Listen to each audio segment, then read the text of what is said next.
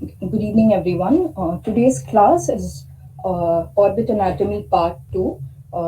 It is presented by myself, Dr. Venuhasini, first year PG, and this session will be moderated by Dr. Varsha Backiavathy ma'am. So, since it's a continuation of the previous class, in today's class we'll be covering about the different muscles of orbit, the soft tissues, surgical spaces, blood supply, nerve supply, and the venous drainage. So let us begin. So annulus of Zen. It is a common tendinous ring which lies at the apex of orbit, from which all the four recti muscles originate. So it encircles you can see in this image that it encircles the optic foramina and the medial part of the superior orbital fissure.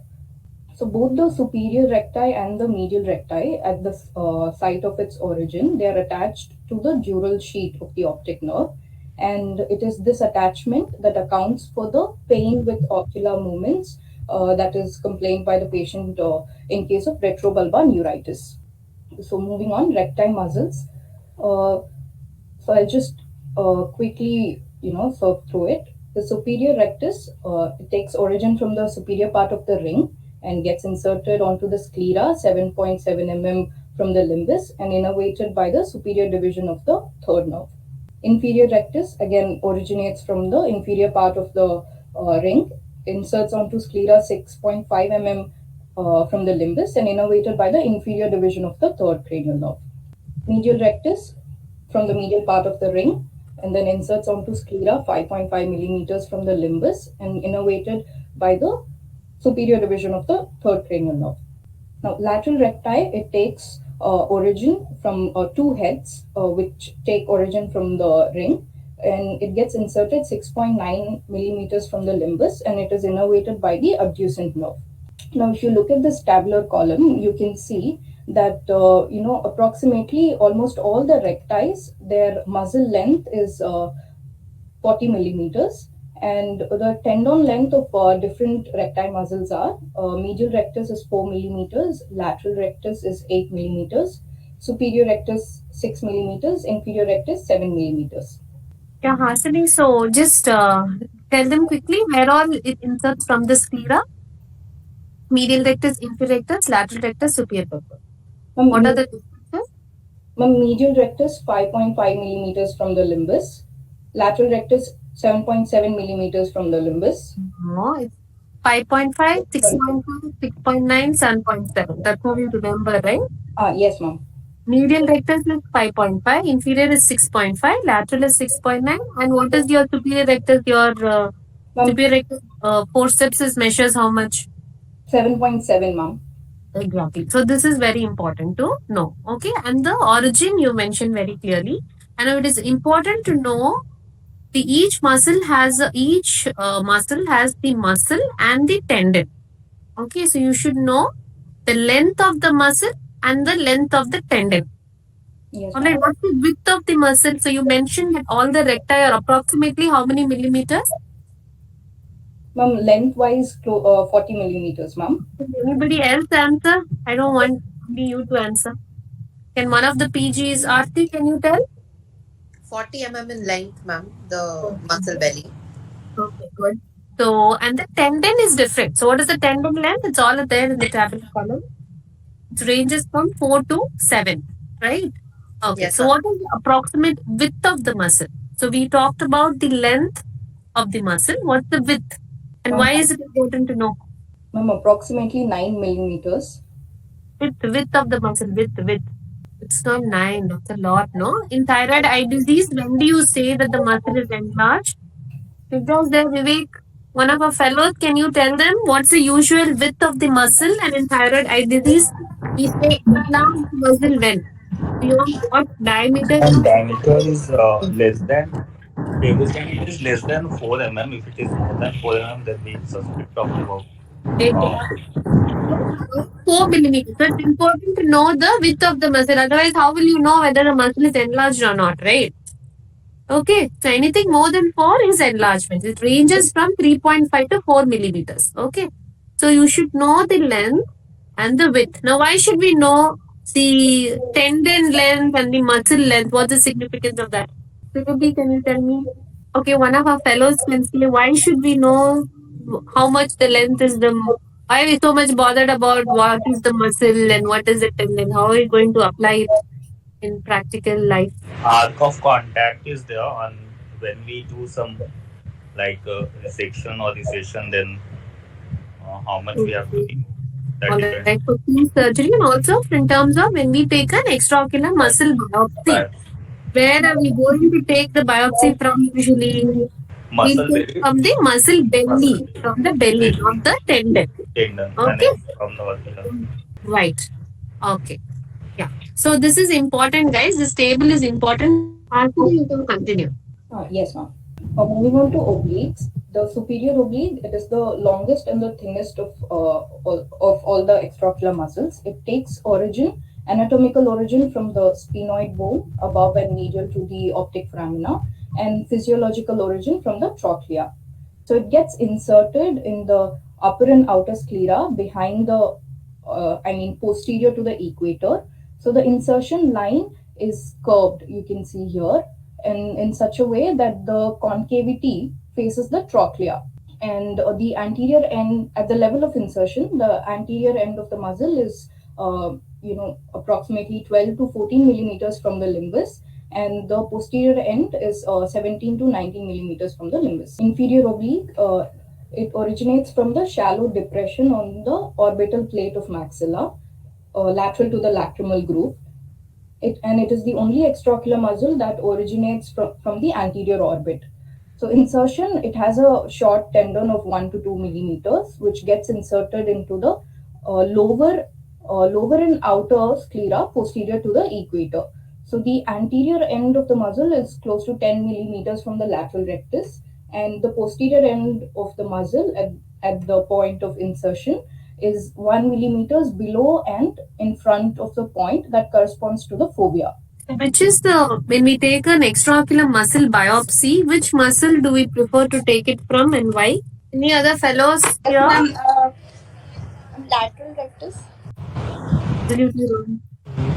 Generally want to take from the oblique because it's a muscle, and Okay. the tendon is less, and it's even if it is get damaged, it impact very least in the extraocular movement, and it is a thick muscle. The thickest is the inferior oblique muscle, and it is more anteriorly located, which is the only muscle which is anteriorly located is inferior oblique. So the origin you all should know very well. Where does it originate from, Hasini? From the shallow depression that is present on the orbital plate of maxilla. That is in the which part of the orbit? Medial, lateral? In the medial portion of the anterior orbit. Okay. So it can be easily accessed, this one. The other thing is it's fully muscle. What is the length of the tendon in this? 26 millimeters. Length of the inferior oblique tendon. 1 millimeter, ma'am. Sorry. Hardly any tendon. It's full muscle. Okay. Yes. There's hardly any tendon in the inferior oblique muscle. What you're telling is the longest tendon is for which muscle? From superior oblique. Exactly. So we will take from the inferior oblique muscle. It is the full belly only is there. There's hardly any tendon. It is more anteriorly located. We have a huge muscle to take the biopsy from. And it doesn't really cause so much of double vision like the rest of the recti muscle. So we always prefer to take from the inferior oblique, provided the inferior oblique is enlarged. If it is not enlarged, no point. If there is no abnormality in inferior oblique muscle, we are not going to take a biopsy from there. We'll see what all muscles are abnormal and which is the best muscle to take from. If required, we might have to take from the recti also. I'm just telling you which is the best possible muscle. If the recti and the obliques are involved, we will prefer to take from the oblique. What is the other significance of knowing this anatomy, the inferior oblique muscle? During fracture repair, you should be very well aware of this anatomy. Why? Ma'am, because it's in close association with the floor and With the floor, exactly. So anteriorly, yes, it's very good. So what will you do? In which plane do we dissect in a fracture repair? We dissect in the subperiosteum plane. So you have to make sure that you have to elevate the periosteum along with the inferior oblique muscle Otherwise, if you don't dissect properly, you will damage the inferior oblique muscle and the patient will have double vision. Okay. So the anatomy of the inferior oblique muscle is extremely important, and also in blepharoplasties, it comes between the fat pads. Okay. So that is the importance of knowing this anatomy. Okay, especially from orbit point of view. The rest of the things are more from the squint point of view, the recti muscles. Inferior oblique you should know properly. Okay.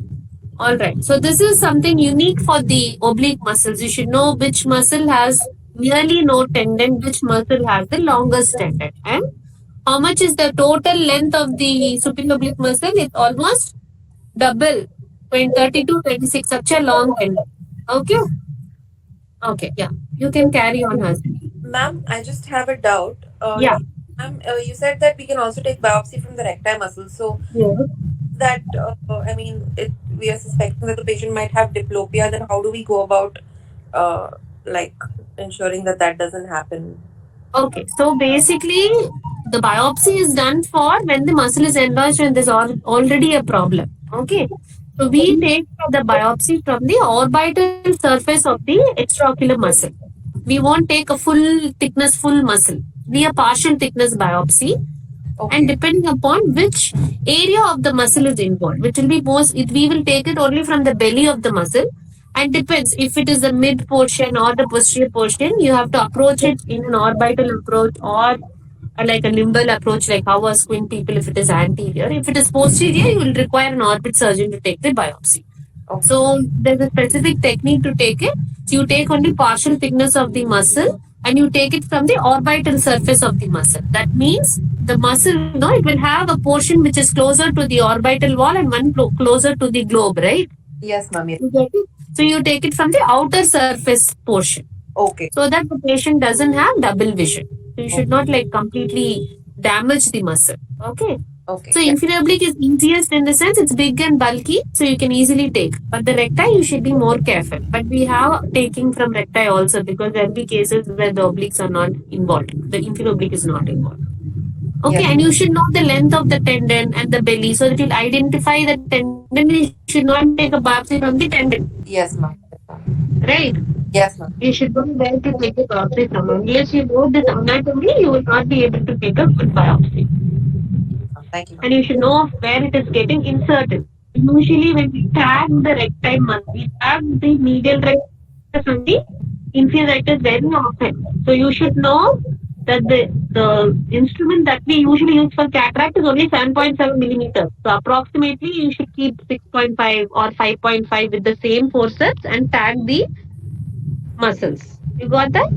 Yes, ma'am. Yes, ma'am. So tagging of the extraocular muscles is also important. You carry on, Hasini. The levator palpebrae superioris muscle, it takes origin from the lesser wing of sphenoid bone above the annulus of Zen. So at the site of origin, it is approximately 44 millimeters wide, the muscle, and then it broadens to 8 millimeters at the midsection of the orbit. And finally, just posterior to the superior orbital margin, it reaches 18 millimeters. And it is here that the muscle condenses to form a fibrous tissue called as the Wittnall's ligament. So from where the levator aponeurosis begins. So roughly the length of the muscle is 35 to 40 millimeters, and that of aponeurosis is 15 to 20 millimeters. Does it have a tendon? What, ma'am? Does the LPS have a tendon? No, ma'am. Not that.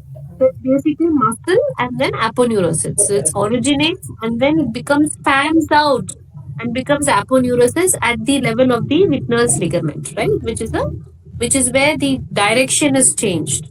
So you get the elevation action of the LPS muscle. Okay? Yes, ma'am. Yeah, carry on.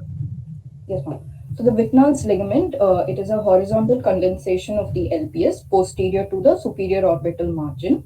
So its attachments medially, it is attached to the fascia adjacent to the trochlea and laterally to the lacrimal gland capsule and to the periorbita of the lower aspect of the frontal bone. So the main function is it acts as a check ligament against the posterior movements of LPS and the superior rectus. So the clinical anatomy here is that during ptosis surgery, the Wittnall's ligament should be maintained intact wherever possible, because if the Wittnall's ligament is cut, then the levator muscle will prolapse and am I right, ma'am? The levator muscle will prolapse. In the sense it will, Not really. The more important one is the one which goes through the lacrimal gland. So if you cut off that portion, then you'll get lacrimal gland prolapse. okay. Okay. And we usually go up to the Wittnall's ligament when we do the LPS plication or a resection. Beyond that, we generally don't go, but we do have supramaximal where we go beyond that as well. Okay, ma'am. Okay. So that is an important landmark also to identify during the surgery. Levator aponeurosis. It is the extension of LPS from the Wittnall's ligament. So after taking origin, it continues 15 to 20 millimeters inferiorly, and It's not extension of the Wittnall's ligament. Wittnall's ligament is like condensation in that area where the muscle becomes aponeurosis. okay, ma'am. It is not extension of the Wittnall's ligament. Wittnall's ligament is separate. The muscle becomes aponeurosis, and there is condensation in that area which changes the direction of the movement of the muscle. Correct? You understood? Yes, ma'am. Yeah. So it's not extension. The muscle only extends as aponeurosis. Okay, ma'am. So what are the insertions of the LPS? You tell. Ma'am, LPS or aponeurosis, ma'am? Mm. So it gets inserted onto the superior 2/3 of the anterior surface of the tarsal plate here, and some fibers from here, they also continue forward and get inserted onto the pretarsal orbicularis muscle and the skin. This one second, yeah. So this, That forms what? When it inserts into the skin, it forms the upper lid skin crease, ma'am. very good. So when will the skin crease not be there? If there's a dehiscence of LPS, Yes. Or the congenital ptosis, if it is a dysgenetic muscle, severe dysgenesis, then the crease will not be there. So poor function of LPS. Okay. Then what other attachments? ma'am, the medial horn of the levator aponeurosis gets inserted onto the posterior limb of the medial canthal tendon and the posterior lacrimal crest, and the lateral horn gets inserted onto the lateral orbital tubercle of the zygomatic bone, also known as the Wittnall's tubercle. And then one more attachment goes to the fornix as well. Okay, ma'am. So 5 attachments, you should say. Okay. Yeah. Next. Muller's muscle. It originates from the undersurface of the levator muscle at a point just distal to the Wittnall's ligament, and it runs inferiorly, posterior to the levator aponeurosis. It is approximately 8 to 12 millimeters long, and it has a variable thickness of 0.1 to 0.5 millimeters. So it gets inserted into the anterior edge of the superior border of tarsals here. So the clinical anatomy, it is innervated by the sympathetic nerve fibers from the internal carotid plexus. So the clinical anatomy is that disruption of the sympathetic innervation of Muller's muscle results in the ptosis that we see in Horner's syndrome. When it is innervated more, what do you see? Which condition? Ma'am, thyroid, like when more Sympathetic overactivity, you get retraction. Yes. So, do we perform surgery also on the Muller's muscle for ptosis? What surgery do we perform? We perform a convolulectomy for mild ptosis. So the lower lid retractors are the capsulopalpebral fascia and the inferior tarsal muscle. They are analogous to the upper lid retractors that we just saw, LPS and the Muller's muscle. So the capsulopalpebral fascia, it takes origin from the Lockwood ligament and the muscle sheet of the inferior rectus and inferior oblique, and it fuses along with the orbital septum and gets inserted here on the inferior margin of the inferior tarsal plate. And the inferior tarsal muscle, it is analogous to the Muller's muscle. Both these fibers are also innervated by the sympathetic nervous system. And so again, when there is disruption of any sympathetic innervation, these muscles, their innervation is reduced, and this can also cause a slight rise in the lower eyelid. That can also be seen in the Horner syndrome. Yeah. So capsulopalpebral fascia, where does it insert? Inferior margin of septum, and goes and gets attached to the tarsal plate, inferior margin of the tarsal plate. tarsal plate. Yes, ma'am. Yeah, right. Okay. Okay. Yeah. So orbital septum, it is a fibrous membrane of variable thickness that arises from the arcus marginalis, which is a line of periosteal condensation that is present along the superior and inferior orbital margins. So laterally, the orbital septum gets inserted into the lateral canthal tendon, and it also passes behind the tendon and inserts onto the lateral retinaculum. Medially, it gets inserted into the posterior lacrimal crest, posterior to the insertion of Horner's muscle and the MCT. It is thin and dehiscent in older individuals. So where all is it tightly adherent? Prithvi, can you tell where all the orbital septum is tightly adherent? And what is the significance of knowing this? In exenteration, you need to know where is it tightly. Yeah. So where all is it attached tightly adherent? The arcus marginalis or superiorly. Then What in the area superiorly? Supromedially. The supraorbital notch, no? That area it will be tightly adherent.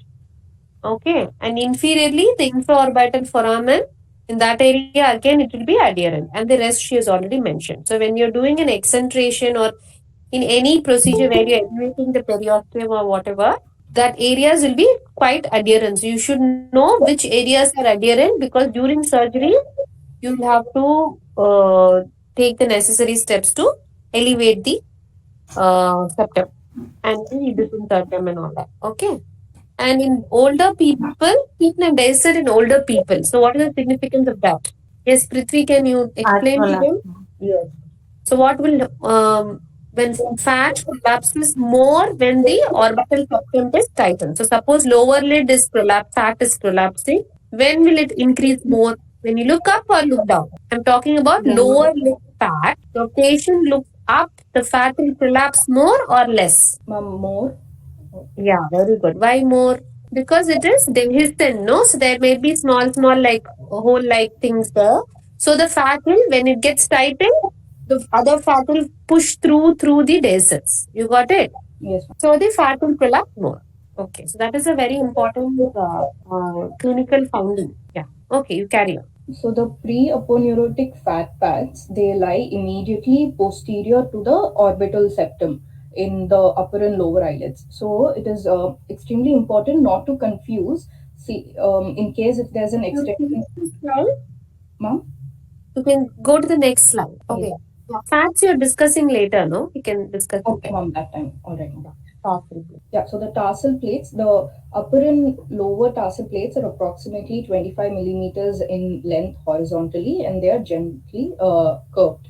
So these are dense fibrous tissues that provide structural integrity to the eyelids, and the vertical length is, the upper eyelid is close to 8 to 12 millimeters and the lower eyelid is 3.5 to 4 millimeters. What is the importance of knowing this length? The height. The vertical height. During eyelid reconstruction. So we can take a graph from the tarsal plate, right? Tarsal graph we can take. So we don't take it from the lower lid because there is only hardly 4 to 5 millimeters maximum. We cannot take a graph from there.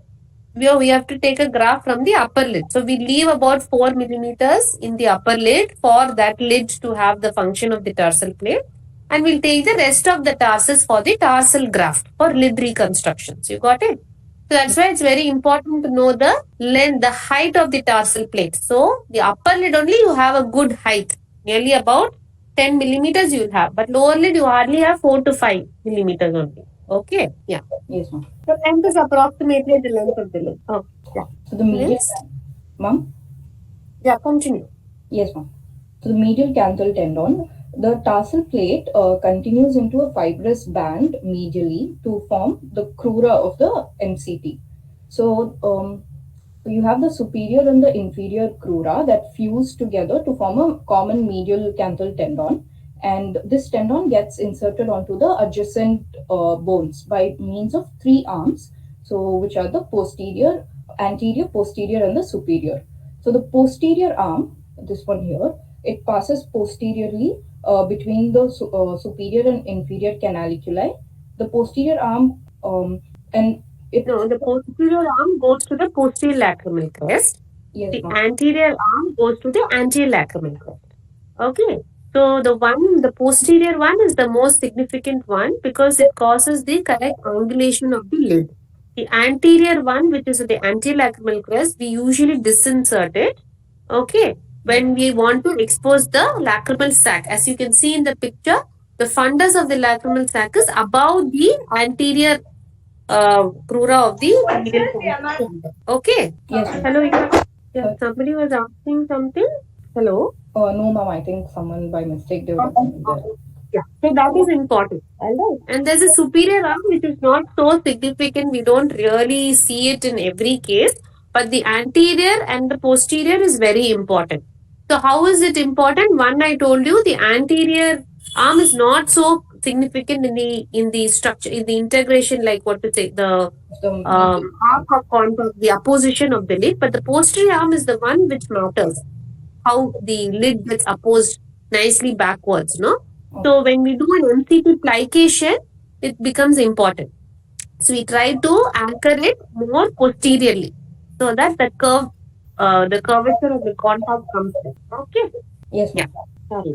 Yeah. So similarly, on the lateral side, the tarsal plates form superior and inferior crura of the lateral canthal tendon.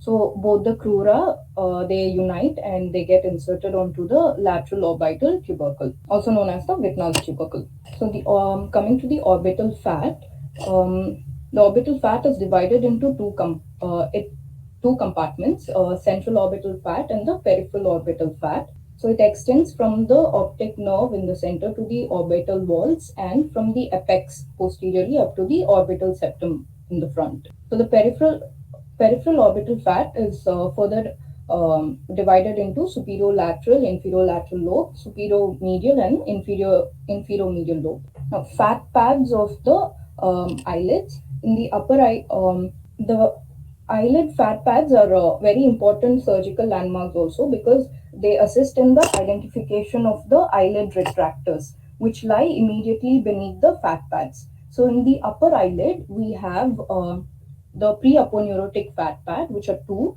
One is the medial one, and the other one is the central. The lacrimal gland is isolated, within its own facial compartment. So in the upper eyelid, we have only two. So coming to the lower eyelid, we have the pre-capsulopalpebral fat pads, which are three. One is the medial fat pad and the central or the middle fat pad, which are separated by the inferior oblique muscle running in between them. And then you have the lateral fat pad, and there's an arcuate expansion of the Lockwood's ligament that sort of cuts through between the lateral and the middle fat pad. Basically, there are 3 in the lower lid and 2 in the upper lid. Only 2 because the lacrimal gland is occupying the lateral most portion. Yes, ma'am. Okay. So, and this anatomy you should know, the inferior oblique between the medial and the central. And the medial fat color is different from the central fat. Prithvi, what is the difference? Medial one is paler compared to the central one. Right. So that is important when we do a blepharoplasty and all that. Okay. Yeah. So surgical spaces of orbit. So anatomically, the orbital spaces are divided into subtenon space, intraconal, extraconal space, and the subperiosteal space. So the subperiosteal space, it is the space between the periorbita and the bony orbital walls. It is limited anteriorly by the strong adhesion of the periorbita to the orbital rim. The different pathologies that can be seen here are the subperiosteal hematoma, subperiosteal abscess, a dermoid cyst or an epidermoid cyst, any bone like tumor originating from the bone. And the surgical access to this space is needed in case of like when we repair blowout fractures or when we have to drain those abscesses and hematomas. So we should dissect in the subperiosteal plane. Right. Yes, ma'am. Now, moving on, subtenon space. So it is a potential space around the eyeball between the sclera and the tenon's capsule. So some pathologies and in this space could be accumulation of fluid in case of posterior scleritis, or as it is shown in this image, presence of air in subtenon space following a trauma, or infiltration from any extraocular extension of an intraocular tumor. So those things. Anything else? Sorry, ma'am? Anything else can you add? Sigda, can you add anything else in this space which we commonly see fluid there? Or widening of the tumour in ophthalmitis, no? Sorry, ma'am? In ophthalmitis, okay? And also you give a 40 round block, right? You go into the space and ma'am. 15 ounce block, yes, ma'am. So the intraconal space. So this space is bound anteriorly by the T-nons capsule lining the eye, and peripherally by the four recti and their intermuscular septa, and posteriorly it is in continuation with the peripheral orbital space. So the contents of this space are optic nerve along with its meninges, the intraconal orbital fat, and nerves like the oculomotor, abducent, nasociliary, and the ciliary ganglion. And specific blood vessels could be ophthalmic artery and superior ophthalmic vein. And the different pathologies that can be found in this space are could be optic nerve gliomas, isolated or neurofibromas, meningioma, or a cavernous hemangioma. Neurofibromas are usually not seen in the intracorneal space like that. But optic nerve glioma is, Okay. and optic nerve meningiomas, cavernous hemangiomas are more common in. Okay. Neurofibroma is more of a diffuse tumor which is occupying multiple spaces. It will be like that. All right, ma'am. Yeah. So the extracorneal space, that which lies outside the four recti. So in the contents of this space are the lacrimal gland, the oblique muscles, LPS, trochlea, the extracorneal orbital fat, inferior ophthalmic vein, and other nerves and vessels. The common tumors that can be found in this space are malignant lymphoma, capillary hemangioma of childhood, and neoplasms of the lacrimal gland. There are so many tumors found in this space. I mean, like, yeah. Capillary hemangioma again is something which can occupy multiple spaces, not only one space. It can occupy intra, it can occupy extracorneal space. It's a diffuse lesion. Okay, and lymphomas also can be intracorneal, can be extracorneal. It's not necessary that all lymphomas will be only extracorneal. But yes, it is more common to see a lymphoma in the extracorneal. Lacrimal gland tumor will be extracorneal because the gland itself is in the extracorneal space. And schwannomas mostly will be again extracorneal, the peripheral, which are arising from the peripheral nerves. Okay. Yes, so moving on, we have the nerves of the orbit. So the optic nerve, the length of the optic nerve is roughly between 45 to 50 millimeters, and we all know it has four parts: the intraocular part, intraorbital part, intracanicular part, and intracranial part. So the intracranial part of the nerve extends from the chiasma to the cranial opening of the optic canal. It is 1 centimeter in length, and like as it is shown in this picture, the internal carotid artery runs first below the optic nerve and then lateral to it. The ophthalmic artery which arises from the internal carotid artery, it branches out below the optic nerve. That is the intracranial part. So intracanalicula part. So mainly we have to know about the relation of the ophthalmic artery with the optic nerve. So the ophthalmic artery lies in close relation to the nerve in the intracanalicula part. It lies initially inferior to the optic nerve within its dural sheath, and then crosses the nerve from the medial to lateral side, to the lateral side. And the intracanalicula part of the optic nerve is immobile comparatively because of the dural sheath surrounding the nerve being fused to the periosteum of the optic canal.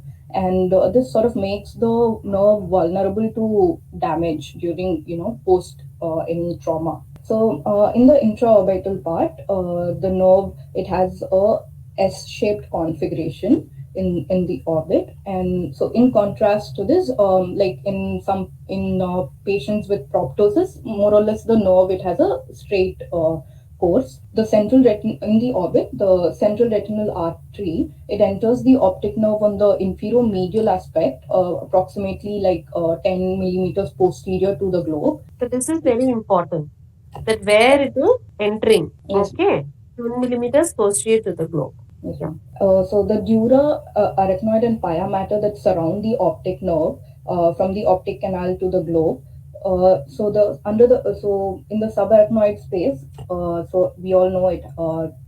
We have the CSF, so it continues even around the optic nerve, and once the optic nerve reaches the globe, there's a bulbous enlargement there, and that is the site where we do the optic nerve sheath fenestration, for IAH patients. So moving on, oculomotor nerve. The smaller superior division of the oculomotor nerve, it ascends on the lateral side of the optic nerve and supplies the superior rectus and LPS, whereas the larger inferior division of the nerve divides into three branches, which are the nerve to medial rectus, which lies inferior to the optic nerve to inferior rectus, and the nerve to inferior oblique, which passes between the inferior and lateral rectus and also gives a motor route to the ciliary ganglion. Trochlear nerve. So once in the orbit, the trochlear nerve passes anteriorly and medially over the LPS, and finally supplying the superior oblique through its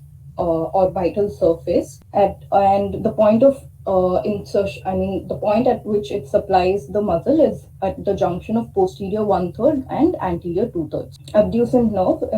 In the orbit, so the abducent nerve divides into 3 or 4 filaments, and it enters the ocular surface of lateral rectus, again at the junction of posterior 1/3 and anterior 2/3.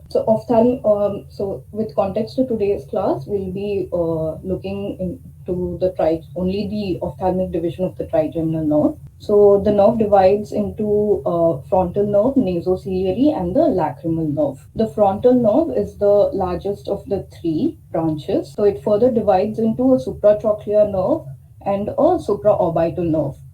So the supratrochlear nerve. Very important thing. Whatever Hasini is saying, please listen to this, because supraorbital and supratrochlear comes from the frontal nerve. This will be asked many times in your exam. Where does the supraorbital or supratrochlear nerve come from? So you should say from the frontal nerve of the ophthalmic division of the trigeminal nerve. Okay.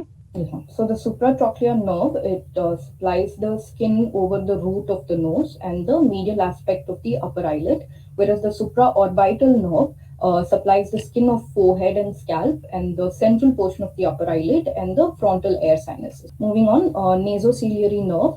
The different branches of nasociliary nerve are 2 to 3 long ciliary nerves, posterior ethmoidal nerve, anterior ethmoidal nerve, and infratrochlear nerve. So the long ciliary nerves, they inside in the orbit, they run on the medial side of the optic nerve. They pierce the sclera and give sensory supply to the cornea, iris, and the ciliary body.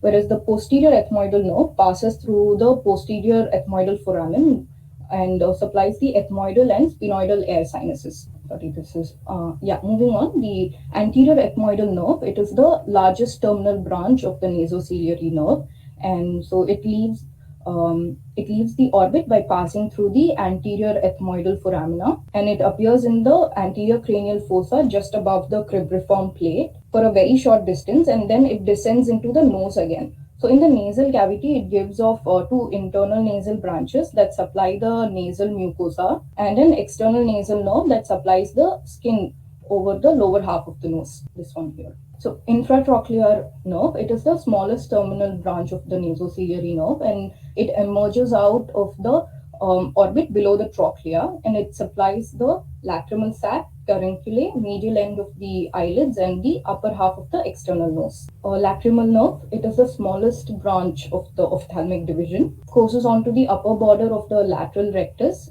and distally the nerve is accompanied by the corresponding lacrimal artery, and it supplies the lacrimal gland, conjunctiva, and the upper eyelid. Yeah, so that was actually quite a bit in detail. So this part of the nerve anatomy is good to know all these things, because sometimes the examiners will ask you, and also in terms when you give a nerve block.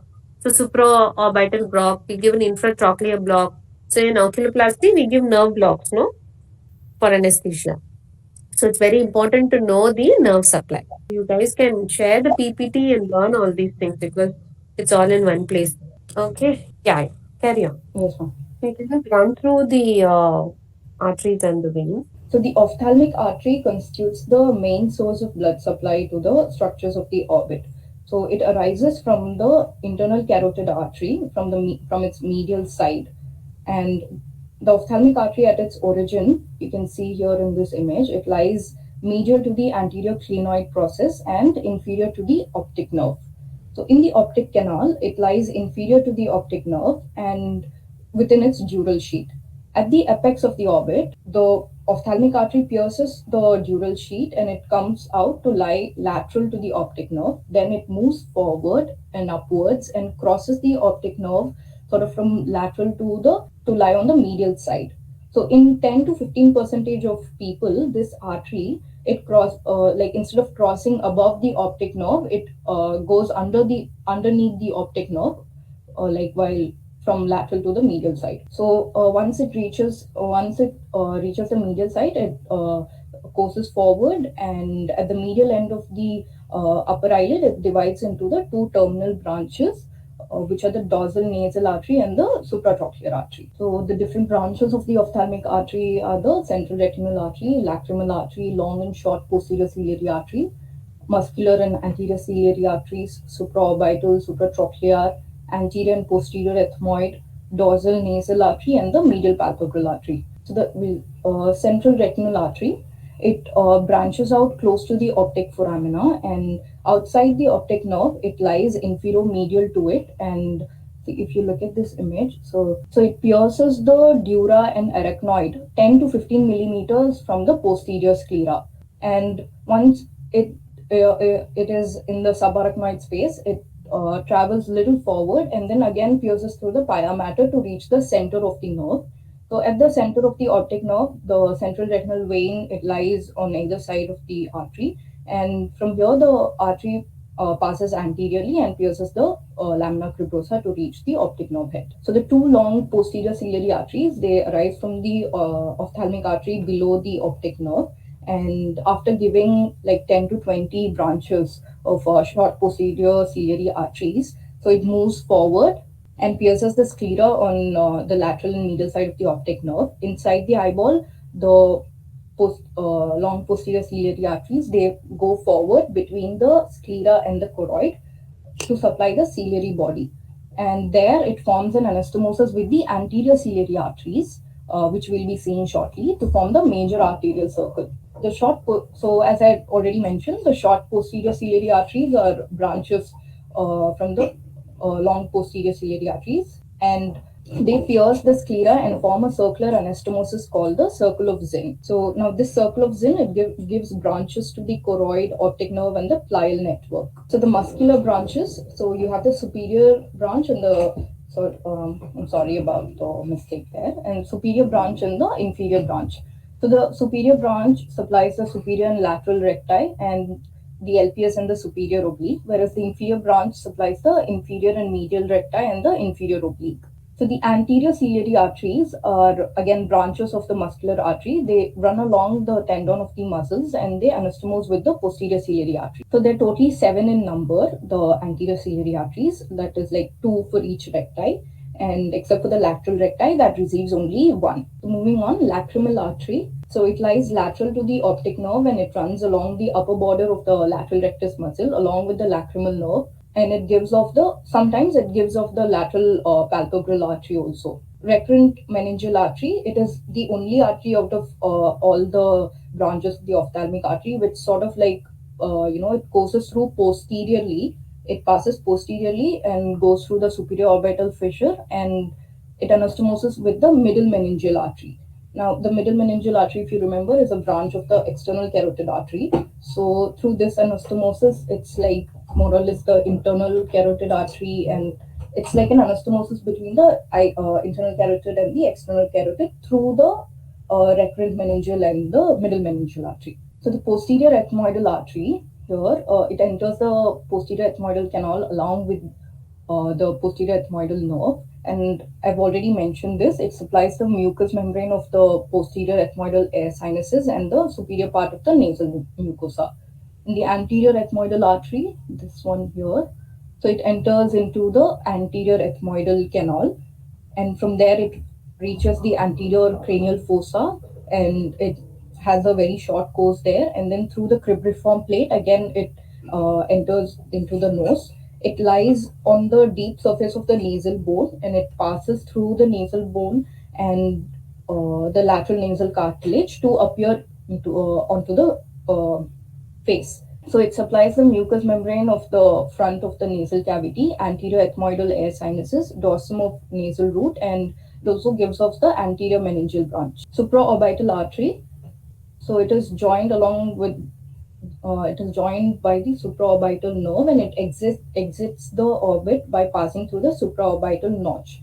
And once it comes out, it anastomoses with the superficial temporal and the supratrochlear artery, and it supplies the upper eyelid, scalp, LPS, and the periorbita. The supratrochlear artery, it is the larger terminal branch, and it pierces the orbital septum along with the supratrochlear nerve, and it arises anterior to the septum, and then it ascends around the supraorbital margin about 1.25 millimeters from the midline, and it supplies the skin, muscle, periosteum of the medial forehead, and it anastomoses, as mentioned above, with the supraorbital artery as well as the corresponding supratrochlear artery of the other side.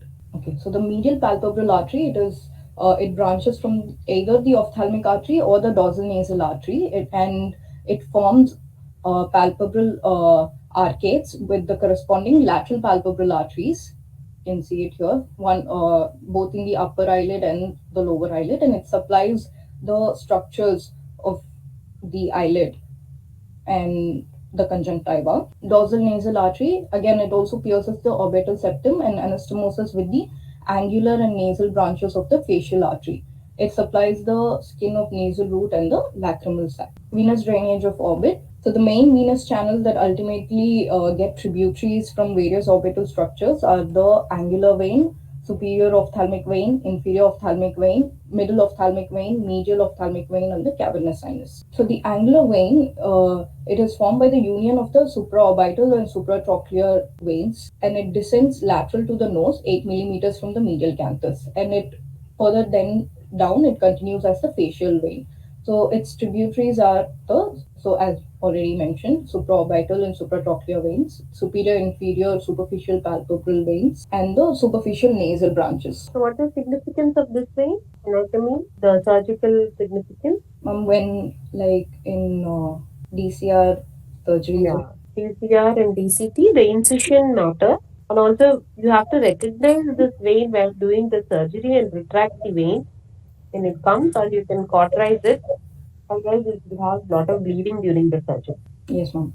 So moving on, the superior ophthalmic vein, it starts by joining of its superior and inferior root, and it is present in the superior-medial part of the orbit. It is accompanied by the ophthalmic artery, and its tributaries are the angular vein and venous branches, and from all the venous branches corresponding to the ophthalmic artery. Like whatever branches of the ophthalmic artery we saw, they all have a corresponding vein which drains into the superior ophthalmic vein, and the two superior vortex veins. Inferior ophthalmic vein arises anteriorly on the floor of the orbit from the inferior venous network, and it drains into the cavernous sinus either directly or via the superior ophthalmic vein. Middle ophthalmic vein is seen only in 20% of the individuals, and it arises near the inferior margin of the lateral rectus.